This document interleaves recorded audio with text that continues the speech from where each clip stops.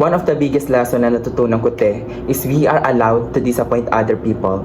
Not all the time is kailangan nating, make them comfortable, to give our best shot, to make them feel happy and safe. No, other people's happiness, it's their own responsibility. We are not accountable of doing that for them. What I know, even me, before, parang if hindi ko kayang i-feel safe or comfortable yung isang tao, I feel so bad. I feel like I'm a bad person by doing that.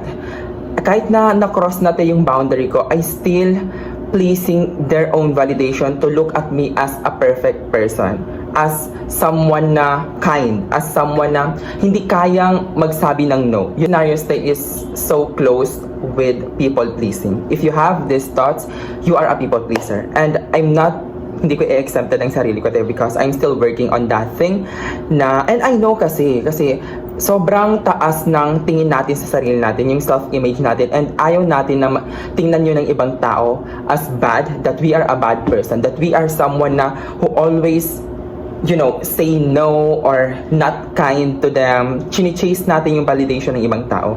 But if you start loving yourself or standing up for your own boundaries and also respecting yourself as a whole, there's no way out na hindi mo ma-disrespect yung ibang tao. That's the price you pay once you start speaking up for yourself. And I know it's hard, lalong-lalo natin kapag nagsisimula ka pa lang when you start setting your boundaries. I know it's hard kasi iniisip natin na what if i-judge tayo? What if magbago yung pagtingin nila sa atin before? Kasi before, mabait tayo, ganyan, we are always giving. Especially you are a giver like me. As a breadwinner, I am a giver also. And parang once na we start setting boundaries, speaking up for ourselves, magsasabi tayo ng no, mababago yung perception nila dati sa ngayon, because we've changed. We are a new person right now.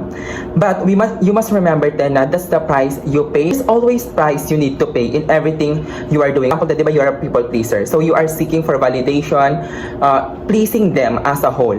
So ang consequences nun is you are neglecting your boundary, yung boundary mo sa sarili mo, just to make them feel safe, just to say na mabait kang tao. Other side naman if you start speaking up for yourself, pwede kang sabihang disrespectful, walang galang, ganyan, lahat na ng mga negative thoughts. Anong gawin mo, then there's a price you need to pay. And I do think na isa yun sa hardest thing talaga na mare-realize mo, kasi we always think na dapat when we do something, always good lang yung consequences. No, there's always on the other side. Papasok yung self-image. So sa hindi nakakalam, self-image is ito yung pagtingin mo sa sarili mo, who you really are. Ano yung parang perception mo sa sarili mo. For example, me, I can see myself as a very hardworking, as well as someone who loves himself. So iba yung perception ng ibang tao sa akin, and iba din yung perception ko sa sarili ko, which is the most important perception is kung ano yung perception ko sa sarili ko. And when you start building your self-image kung ano yung pagtingin mo sa sarili mo, you lose a lot of people. At the same time, you lose yourself before. There is no way out na hindi mo malilet go yung mga bagay-bagay na ginagawa mo before. Like, for example, you are trying to pursue content creation like me, di ba? So, if you're trying to pursue content creation, you need to let go of your old habits. Yung hindi ka nagpo-post, you are shy, you just can't take unsolicited advice or hate comments all the time. Because you are a public figure, you are prone to any judgment and negative assumptions. Kasi normal na yun, If you wanted to be a successful content creator, you need to see the characteristic of what successful content creator looks like. Need to align yung current version mo, yung version ng sarili mo ngayon, doon sa version in the future, or yung pangarap na version na gusto mong ma-achieve. All starts with being authentic. By being authentic, is nagpapakatotoo ka sa sarili mo. Like this time, it's not that selfish naman. It's kind of selfish. Like for me, maybe napaperceive ng ibang tao yun as selfish, but that's the price you need to pay, as what I've said, diba? Lahat may kapalit. But when you become so authentic to yourself, then not all people can take that. Your authenticity, not people can take that. Lalong-lalo natin doon sa mga past or mga friends or mga tao na used to know you before. Kasi when you start changing your life, yun nga, hindi ka na nila kilala. You are a new version right now. Sad kasi not all people can support you throughout your journey. But what's important is at least you are taking this chance na, you know what, I'm gonna do it. No matter what, I lose or kahit sino man yan na I'm gonna do it anyways. What for me, yun yung strongest point na darating ka when you are practicing to be your most authentic self without giving a fuck anymore on other people's opinion of you. And that's power. Authenticity is power. You are allowed to sometimes disappoint other people.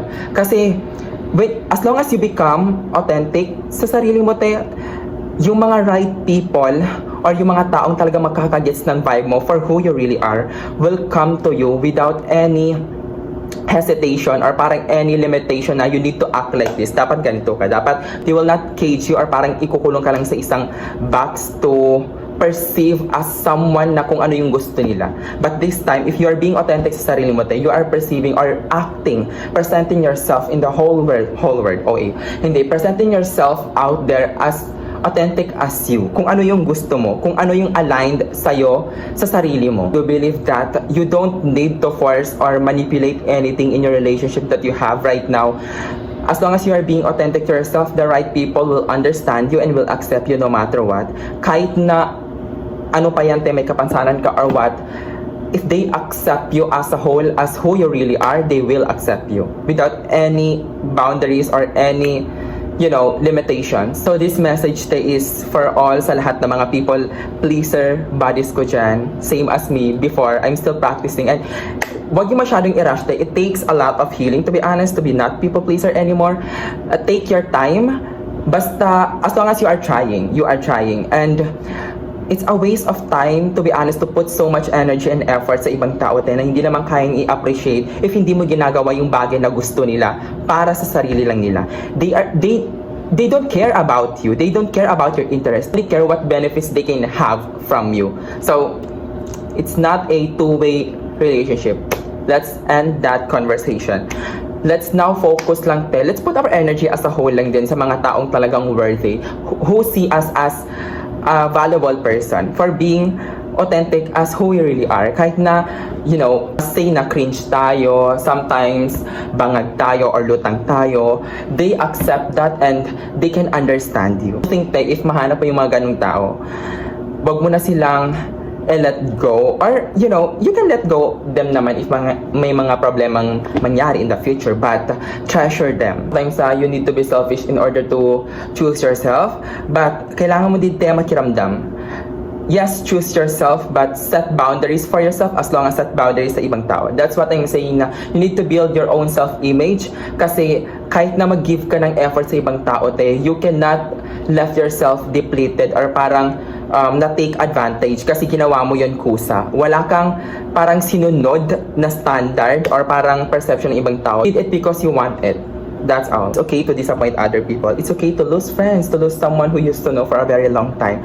But because change is constant, kailangan din natin normalize na we are growing as a person. And yung mga bagay na dati gusto natin nagbabago-bago yun, which is normal. You cannot blame yourself for that. It's just a sign of growing up. It's just a sign of you evolving as a whole. So yun lang Stop people pleasing and take it easy as possible. Always choose yourself. That's all. That's the message of this, is that always choose your authenticity, your power, your energy, not compromising anything. You are allowed to disappoint other people. You are allowed to be your authentic self, even though it might be hard for other people to accept it. Always remember that you are loved by being authentic as you are. And the right people will, even though you don't need naman din na habulin sila, kung saan sila lalapit. So again, you are loved in every way. That's all, and see you sa next video.